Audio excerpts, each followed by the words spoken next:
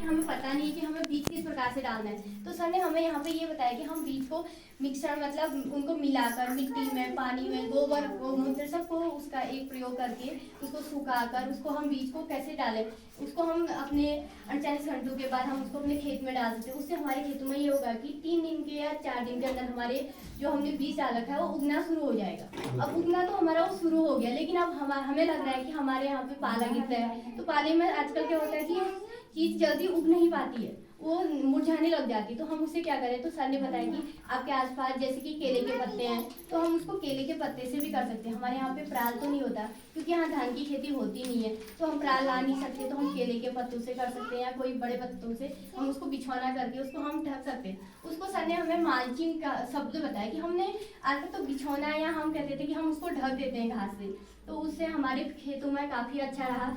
हम करेंगे, मतलब अभी हमने देखा तो नहीं लेकिन करके अभी बीज ऐसे डाल के, लेकिन हम आगे को करेंगे तो उससे हमारे खेतों को अच्छा मिलेगा कि हमारे पौधे अच्छे हो जाएंगे। फिर गोबर की बात की, सर ने कहा कि गोबर में कभी होते हैं कीड़े होते हैं, गोबर में गोबरी कीड़ा होता है, तो हमारे खेत में हम गोबर डाल तो देते हैं लेकिन कीड़े खत्म कर देते हैं। तो हम गोबर को कैसे प्रयोग करें, तो सर ने बताया कि गोबर को हमें उसको कंपोस्ट खाद बनाने के लिए हम गोबर को, गोमूत्र, गोबर और इन चीज़ों को, जैसे उन्होंने बताया कि इसमें हम मिट्टी भी डालते हैं। जैसे कोई फलदार पेड़ है तो वो मिट्टी हमें लग रहा है कि वो सही है मिट्टी, तो हम उस मिट्टी को भी उसमें मिश्रण करके पानी मिला के गोबर गोमूत्र को मिलाकर उसका मिश्रण कर सकते हैं और उसको हम एक डिब्बे में 7 दिन 10 दिन, तो उसके बाद हम उसको प्रयोग कर सकते हैं। उसको हम अपने खेत में डालेंगे तो उसको उसका नाम सर ने हमें जीवामृत बताया। हमने नाम तो नहीं सुना था लेकिन हम करते भी नहीं थे, हम पकड़ते थे गोबर कहीं से भी उठा लिया खेत में डाल दिया, तो हम कहते हैं कि हमारी खेती सही नहीं हो रही है। अब हमें यहाँ पे काफ़ी चीज़ों के बारे में बताया और उन्होंने हमें, जैसे अब खेत में पौधे तो उग गए हमारे लेकिन उन पे कीड़े लग गए, कीड़ों पे हम क्या करेंगे, तो सर ने हमें उनके लिए रासायनिक चीज़ों को न लाके घर पर ही हम अपने सरल प्रयोग से, हम जैसे कि यहाँ पे नीमास्त्र, अग्नास्त्र, ब्रह्मास्त्र 3 शब्द हमने अभी सुने, यहीं आके सुने हैं कि नीमास्त्र भी होता है, खेतों में डालने के भी कोई अस्त्र होते हैं। तो उन्होंने हमें बताया कि हम गोबर, गोमूत्र और पानी, नीम के पत्ते अगर नहीं है तो बीटल के पत्ते भी कड़वे होते हैं, तो हम उनको भी मिश्रण करके उनको घोल बना के कैसे हम उसका प्रयोग 2 दिन में उसका प्रयोग कर सकते हैं, उसे बना सकते हैं, उसके बाद हम उसको खेतों में डाल सकते हैं। उससे हमारे खेतों के जो कीड़े हैं वो खत्म हो जाएंगे। अब ये नहीं है कि हम दूसरे कीड़ों को खत्म तो नहीं कर रहे लेकिन हम उसी के कीड़े को खत्म करें जो हमारे खेतों में खराबी कर रही है। जैसे सर ने बताया कि संजीवक घटक होते हैं, मतलब जीव, इसमें हमारी मिट्टी में क्या पोषक तत्व होते हैं, हमें कुछ चीज़ के हाँ नॉलेज यही आके पता चला कि पोषक तत्व भी होते हैं मिट्टी में।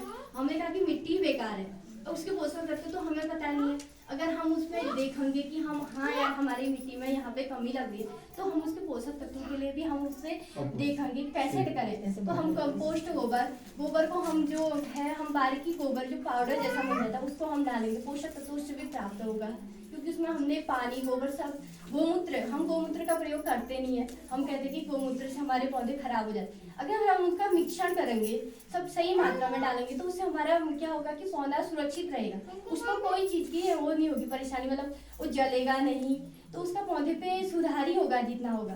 तो यहाँ पे हमें और ये बताया कि मिट्टी का कटान, हम कह रहे हैं कि हमारे खेतों में मिट्टी का कटान हो रहा, हमारे खेतों में फसल अच्छे से नहीं हो रही, तो सर ने बताया कि उसके किनारों पर हम पेड़ लगाएं, छोटे छोटे पौधे लगाएं, अधिक जुताई मतलब गहरी जुताई ना करके उसी जगह को हम खोदते रहें तो हमारे खेत कटेंगे, बिल्कुल हमारे खेत कट के दूसरे खेत पे चले जाएंगे, तो हम उसको हल्के खुदाई करेंगे उसकी, तो उससे हम अपने खेतों में उपज मिट्टी जो हमारे खेत की उसी में रहेगी, वो बह के नहीं जाएगी। जैसे कभी तीव्र बारिश हो गई तो उससे बारिश से दूसरे खेत में बह के नहीं जाएगी, किनारों पे पेड़ छोटे छोटे कोई पौधे लगा लें और काफ़ी चीज़ों की हमें यहाँ पे जानकारी प्राप्त हुई।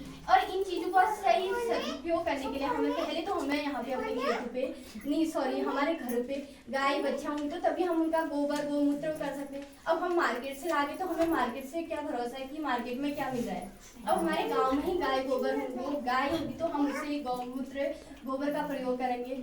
और जो बेसन बताया था वो भी खेत से ही उगता है, पौधे दाल के पौधे, मतलब ये अरहर चना होता है जो चने से ही हम बेसन बना सकते हैं, तो उसका प्रयोग हम अपने खेतों में जो हम खेत से प्रकृति से ले रहे हैं उसी को हम प्रकृति पर निछावर कर सकते हैं, उसी से हम अपनी अपनी खेती को प्रयोग कर सकते हैं। यहाँ पे काफ़ी चीज़ों की जानकारी हमें मिली, हमें काफ़ी अच्छा लगा और हम चाहते हैं कि हमारे गांव में रोजगार मिले।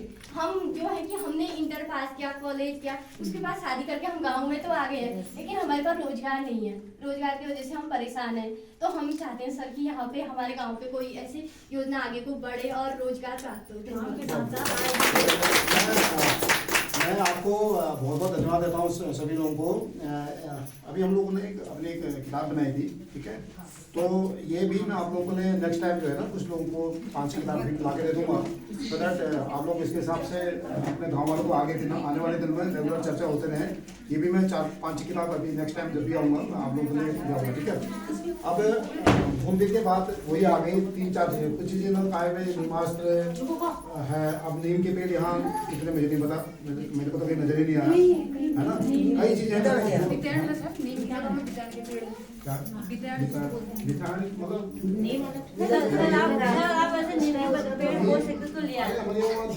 उसके जमाने नहीं, वो नीम होता है। तो सुनो, मैं